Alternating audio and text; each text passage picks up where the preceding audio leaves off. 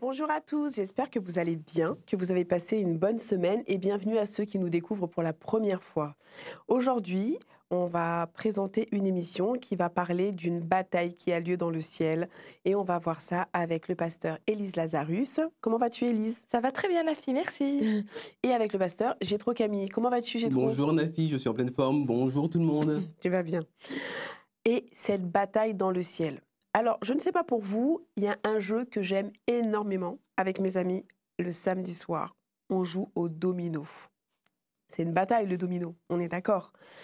Et en fait, il y a deux types de batailles. Il y a ceux qui jouent au domino de façon aléatoire et ceux qui comptent. Et quand on compte les dominos, on peut savoir à l'avance qui a gagné. Et du coup, inutile de vous dire que par rapport à cette bataille dans le ciel, il y a deux personnages principaux et il y a forcément un vainqueur. Et moi, je voyage avec le vainqueur. J'espère que c'est la même chose pour vous. J'aimerais qu'on parle d'un personnage, le roi de Tyr. Mais je souhaiterais que l'un d'entre vous explique brièvement qui est le fameux roi de Tyr. Eh bien, on peut peut-être commencer par lire ce petit passage là qui en parle justement dans Ézéchiel 28, à partir du verset 12 et jusqu'au verset 15. Toi, l'homme, chante un chant de deuil sur le roi de Tyr. Tu lui diras, voici les paroles du Seigneur Dieu. Tu as été un modèle de perfection, tu étais rempli de sagesse et d'une beauté parfaite. Tu vivais en Éden, le jardin de Dieu, couvert de pierres précieuses, rubis, topaze, diamant, chrysolite, cornaline, jaspe, saphir, grenat et émeraude. Tu portais toutes sortes de bijoux en or préparés pour le jour où tu as été créé. Je t'avais choisi comme chérubin protecteur aux ailes étendues. Tu vivais sur ma montagne sainte, tu te promenais au milieu des pierres de feu. Tu t'es conduit parfaitement depuis le jour où tu as été créé jusqu'au jour où le mal est apparu chez toi. Oh là là, alors par contre, il y a quelque chose que je comprends pas. Tu as commencé par parler de noblesse, hein. Il a parlé de bijoux, tout ce qu'il y a de plus fantastique, et tu as terminé par le jour où le mal est entré en toi. Quelqu'un peut m'expliquer là? En fait, alors, on va commencer par dire que dans la Bible, tu as des textes, comme dans Ézéchiel, c'est des textes prophétiques. D'accord. En gros, ça veut dire il y a une double lecture dedans. Ce monsieur Ézéchiel, c'est celui qui a écrit le livre. Quand on est croyant, on pense qu'il recevait des messages de Dieu, D'accord. qu'il les a écrits, qu'il les a expliqués aux gens autour de lui. Et probablement qu'à son époque, devait y avoir un roi d'un pays qui s'appelait Tyr, qui devait au départ être un très bon roi, très riche, mais bienveillant. Et puis qui à un moment a vrillé, est devenu dingue et a commencé à faire n'importe quoi. Ça, c'est la première lecture. Mais si tu regardes le texte, il y a des trucs un peu bizarres de dire ça d'un être humain. Tu étais dans le jardin d'Éden. Dans le C'est jardin ça que je d'Éden, comprends pas. il n'était pas là, hein, le roi. On est d'accord. On dit tu étais un chérubin protecteur. Un chérubin, c'est un ange. Bon, c'est ok, c'est peut-être une comparaison. Tu marchais dans la montagne du. Enfin, il y a des trucs, c'est un peu bizarre. Et en fait, ces textes-là, il y a donc cette première lecture qui est de l'époque, mais ils sont merveilleux parce qu'il y a une deuxième lecture pour nous parler ou de quelque chose qui va se passer dans l'avenir, ou de quelque chose qui s'est passé il y a longtemps dans le passé. Et là, typiquement, ce texte, il parle aussi de quelque chose qui s'est passé dans le passé.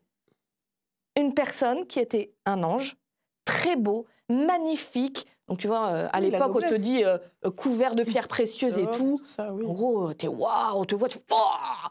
Et cette personne-là qui était parfaite, merveilleuse, super proche de Dieu, à un moment, le mal arrive chez lui, décide de faire le mal. Et dans la Bible, on sait qui est cette personne-là, parce qu'on nous donne son nom. Alors, il en a plusieurs. Lucifer, de l'époque où il était un ange, ça veut dire porteur de lumière, t'imagines? Porteur de lumière, quoi. À quel point il devait être beau. Il s'appelle aussi Satan et le diable. Ça, de mémoire, c'est un petit peu moins gratifiant quand C'est même. Hein. un peu moins sympathique. Donc, en gros, ce texte, il est là pour te parler de cet être qui a décidé d'être en conflit avec Dieu, qui était un ange, qui était merveilleux et qui a complètement... voilà. Mais du coup, il a vrillé, donc si j'ai bien compris, il en est venu à faire des choses qui ne sont pas bien du tout. Mais quelle est sa démarche en fait? Pourquoi en venir à cette position en fait? Je comprends pas. Ben, le texte, Il avait tout? qu'on continue un petit peu le texte, je lis au verset 17, ton cœur est devenu orgueilleux à cause de ta beauté. Bon, ça, au moins, je suis sûr que ça m'arrivera pas. Ta brillante réussite t'a fait perdre la tête. C'est pourquoi je te jette par terre et je te présente aux autres rois. Dans la conduite de tes affaires, tu as souvent été injuste et malhonnête. Tu as traité Dieu avec mépris, etc., etc. Et donc, sa Traiter démarche, Dieu avec mépris. c'est curieux, quoi. C'est un petit peu comme si c'est un petit peu comme si d'un seul coup son regard se porte sur lui-même et son regard reste sur lui-même et il devient son propre centre de gravité. Il devient narcissique, quoi. Comment est-ce qu'on dit, hein? Oui, En, c'est ça. en gros, tu as un autre texte, c'est Ésaïe 12, si je me rappelle bien. 14. 14, pardon. Merci, j'ai trop. Ésaïe 14, où on te parle aussi de Satan et de ce qui s'est passé. Et on te dit, tu as voulu devenir semblable au Très-Haut, donc devenir semblable à Dieu. Donc en gros, on te dit, à un moment, dans cet être parfait, il y a une petite racine qui s'est mise là de commencer à dire, mais moi, je suis aussi bien que Dieu. Je peux faire mieux que lui. Pourquoi moi, j'ai pas le droit d'être comme Dieu? Et tu sais, est-ce que tu as déjà été vraiment jalouse de quelqu'un? Oui, ça m'est Ouais. déjà arrivé, soyons C'est trop? honnêtes. Oui, Kylian Mbappé en ce moment, ça m'énerve. Je comprends. Je suis sûre que tous ceux qui nous regardent, ça Oui. nous est déjà tous Ça m'est arrivé, une déjà personne arrivé. vraiment. Et le Rien de truc, bien c'est méchant, que mais quand c'est tu déjà commences à être jaloux de quelqu'un, ta façon de le voir devient vraiment mauvaise. C'est-à-dire, si moi je suis jalouse, je sais pas, d'une fille qui est vraiment super belle, qui réussit bien et tout, Mm. je commence à dire, elle a bien réussi ça, mais je suis sûre, elle a dit des saletés sur les autres pour y arriver. Et regarde comment elle se la pète. T'as vu son petit sourire en coin? Alors que ça se trouve, elle a rien fait, la fille, elle vit sa vie tranquille. Mais mon regard à moi commence à vouloir la salir parce que c'est insupportable de considérer qu'elle est meilleure que moi. Alors j'ai une petite question, parce que ça, enfin tout ce que vous dites, ça en dit long sur nous-mêmes en fait. C'est triste parce que j'ai souvent entendu parler de Satan en disant que c'était la personne la plus exécrable au monde. Mais est-ce que nous, parfois, on n'aurait peut-être pas, parfois, je jette pas la pierre à personne, je vais parler que de moi, j'ai quand même quelques comportements similaires. La jalousie, j'ai déjà eu, même si aujourd'hui j'ai pris en maturité que ça ne m'arrivera pas.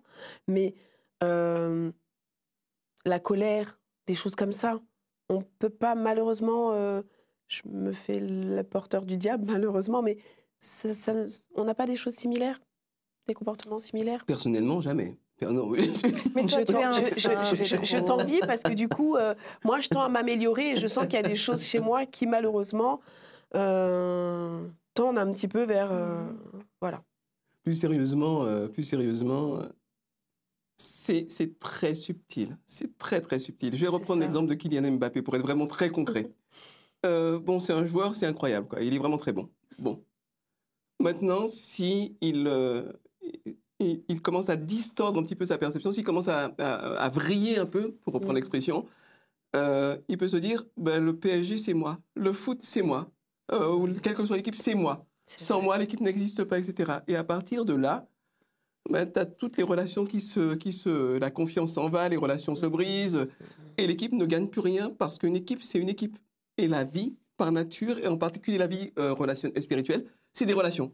C'est des relations humaines, c'est des relations entre soi et Dieu, c'est des relations avec soi-même, c'est la relation. Et quand tu commences à couper la relation, ben, tu rentres dans quelque chose qui va te détruire et qui détruit autour de toi, et c'est exactement ce que Satan a fait. Et c'est exactement ce que, bien souvent, on fait. Mais c'est idiot, je vais laisser la parole à Élise, mais je trouve ça bête. C'est-à-dire qu'il a tout ramené à lui en voulant être, pour une certaine génération, calife à la place du calife, sauf que c'est perdu d'avance. On sait qui est le vainqueur. On ne peut pas être mieux que le créateur. En fait, si nous, on est dans cette histoire-là aussi, c'est parce que quand le diable a commencé à penser comme ça, quand l'orgueil, la jalousie s'installe en toi, tu vois plus les choses correctement. Ah oui, Tu n'arrives plus à voir que tu n'as aucune chance que ça marche. c'est vrai. Quand tu rentres vraiment dans le mal, tu raisonnes plus clairement. Et du coup, la Bible nous dit, dans Apocalypse 12, entre autres, au verset 7, « Puis il y a un combat dans le ciel, Michael et ses anges luttent contre le dragon. Le dragon lutte lui aussi avec ses anges, mais il n'est pas le plus fort. » Et je continue un peu plus loin le verset 9, histoire qu'on soit bien sûr. « Ce dragon, c'est le serpent des premiers jours. Il est appelé l'esprit du mal et Satan. Il trompe le monde entier. » Donc, on te dit bien là, en image avec un dragon et tout, mais on te dit que c'est Satan, il te le précise. À un moment, quand le mal arrive dans Satan, il en contamine d'autres, même des anges, parce que ça se distribue le mal, malheureusement. Oui, malheureusement. Quand on commence, tu sais, Et à souvent, nouveau, c'est hein, intelligent, en plus. je reprends Oui, bien si sûr. je suis jalouse de quelqu'un, je vais commencer à aller te voir toi parce que tu es ma copine. Je vais te dire, tu sais, telle personne, elle est comme ci, elle est comme ça. Et toi, tu vas finir par être contaminé aussi parce que ta vision de la personne va changer. C'est ce qui s'est passé. Satan, il est allé voir des anges et il est allé... Oula Un, j'aime deux, trois. tellement Dieu que j'arrive pas à dire du mal de lui-même. Hein bon, il est allé voir des anges pour leur dire, et regarde Dieu, il est pas vraiment bon. Sa loi, elle est trop dure. Il essaye de nous rabaisser. Et il a réussi à en contaminer certains. Il a fait une guerre, il a perdu. Et la mauvaise. Donc, il est allé voir les êtres humains et il leur a sorti le même discours. Et tu sais quoi, Dieu, il t'aime pas vraiment. Tu pourrais être comme lui, mais il veut t'en empêcher. Désobéis-lui. Et malheureusement, les premiers êtres humains, Ève et Adam, ils l'ont cru. Et ils se sont désolidarisés de Dieu. Et on s'est retrouvés embarqués dans cette guerre parce qu'on a choisi d'être embarqués dedans. Et c'est pour ça que nous, aujourd'hui, nous aussi, on est orgueilleux. Nous aussi, on est jaloux. Malheureusement. Parce qu'on a été contaminés. Et heureusement que Dieu, il a dit, vous savez quoi? Vous m'avez planté un couteau dans le dos. Je vais quand même venir vous sortir de votre situation pourrie et vous sauver. Ah oui, ça, c'est magnifique, ça. D'ailleurs, pour bien illustrer à quel point est-ce que parfois on se ment à soi-même, j'ai reçu il y a quelques années un email qui me disait que j'avais gagné 4 millions à la loterie espagnole. Je sais pas si... Et t'as pas partagé avec moi? Et Je juste vais. l'email. Et c'est imminent, le partage est imminent. Et alors, ça me paraissait tellement absurde. J'ai pas été en Espagne, je joue pas au loto. Pourquoi est-ce que j'aurais gagné 4 millions? Ça n'a aucun sens. Donc je me dis, c'est une arnaque, évidemment. Mais je me dis, mais l'arnaque est tellement bête, je vais aller voir qui peut croire à ça. Et je me rends compte qu'il y a deux catégories de personnes. Des gens très peu instruits, des gens qui sont impulsifs, etc. Ça, c'est la première catégorie. Et de l'autre côté, des gens instruits, des gens qui ont un très haut niveau d'études, des gens très intelligents, mais qui expliquent qu'à un moment donné, L'espoir. émotionnellement, voilà, l'espoir. Et puis ils ont commencé à se projeter, ils ont commencé à imaginer ce qu'ils pourraient faire avec l'argent. Exactement. Justement, ils voulaient acheter un nouveau bateau ou un nouveau quelque chose, ça tombait vraiment à La pic, etc. crédibilité. Et on peut croire n'importe quoi pour peu que les émotions soient mal orientées et qu'on ait un peu perdu sa lucidité. On peut se retrouver dans une spirale de délire. Et c'est ce qu'on est en train de faire. Et le délire est souvent tout destructeur. Regardez, on a une planète qui est extraordinaire. Et on est en train de scier la branche sur laquelle on est assis, tout en se disant pays les plus développés du monde, enfin tout en étant le porte-étendard du monde, enfin tout en prétendant beaucoup de choses, mais tout en étant en train de se suicider comme un petit feu l'air de rien, quoi. Donc... Alors, est-ce que, je ne sais pas si on aura assez de temps, mais si on n'a pas assez de temps, je vous invite à regarder l'émission d'après, évidemment. Est-ce que tu as parlé tout à l'heure qui fait le plus grand mensonge et qu'il le distribue à tout le monde et que personne ne s'en rende compte? Est-ce que l'idée, c'est de se dire qu'il fait croire à tout le monde qu'il n'y a pas de bataille, que Dieu n'existe pas? Et du coup, forcément, si pour les gens, Dieu n'existe pas, pourquoi... Satan, il est malin. Il s'adapte au monde. À des moments, il a dit, il y a plein d'autres dieux à part Dieu. Il y en a plein d'autres. Ensuite, il a commencé à dire, moi, Satan, regardez, je suis un peu ridicule. Regardez, je suis rouge avec des pattes, une queue fourchue, et il y a un enfer. Alors que c'est pas vrai du tout, c'est marqué nulle part dans la Bible. Au contraire, on dit qu'il est extrêmement beau et du coup, c'est comme ça qu'il séduit les gens. Il se rend ridicule, du coup, il n'existe pas. Et en effet, il est aussi passé par, on va tout rationaliser, il n'y a pas de Dieu. Et aujourd'hui, il est en train de passer par certaines cultures aussi pour essayer de donner cette idée qu'il y a peut-être un Dieu, mais s'il y a un Dieu, il n'aime pas vraiment les êtres humains et c'est pas le vrai gentil. Donc, il utilise toutes les méthodes. Son seul but, c'est que nous, on ne soit pas proche de Dieu, puisque lui a perdu, et il a déjà perdu, il le sait, de nous entraîner avec lui, histoire de rendre Dieu le plus triste possible. Merci beaucoup pour toutes ces explications. Pardon. Merci beaucoup, Jétro. Je te remercie d'avoir passé ce temps avec nous. Merci pour cette lecture. Merci pour ces explications. Alors, je vous souhaite à toutes de passer une excellente semaine. Mais avant toute chose, cette bataille, on l'a déjà gagnée. Et je pense qu'il est préférable d'être du côté du vainqueur, donc du côté de Dieu, que du côté perdant. Enfin, moi, personnellement, j'aime gagner au domino, donc pour les autres batailles, c'est déjà tout vu. Passez une excellente semaine.